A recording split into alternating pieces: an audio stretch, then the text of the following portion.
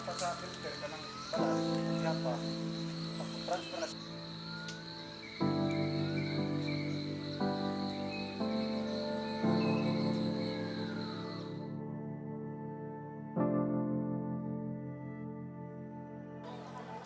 Ang pangunahing problema po ng aming tribo is yung gamit pang pagsaka. Tas yung mga pangangailangan tulad ng itak, yung sprayer, at saka yung iba pang mga gamit.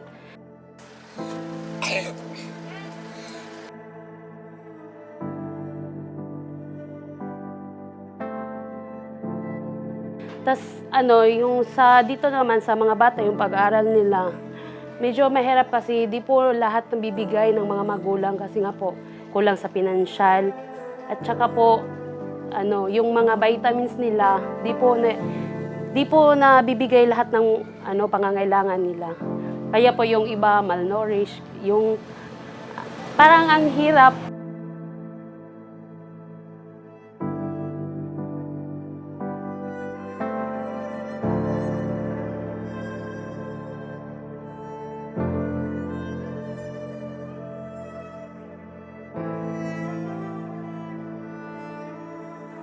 Kami, kung kinsa itong naisundang,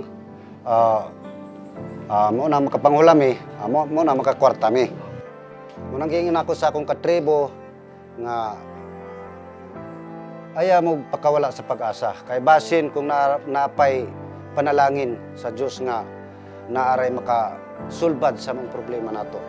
Kamitan din kung makumpleto na mig mga gamit, basin kung diha na gyud masulbad ang amo ang panginabuhi.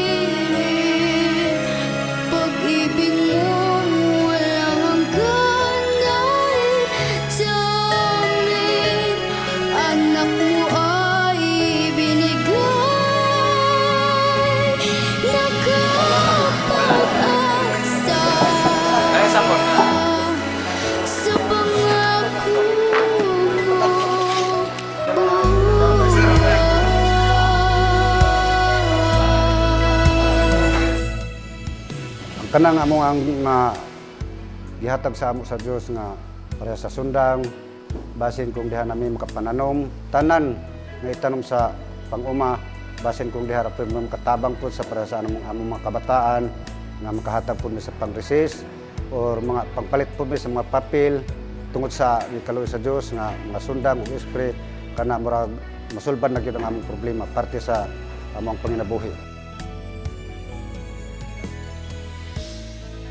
Kami po ang MCGI, ang members ng Church of God International.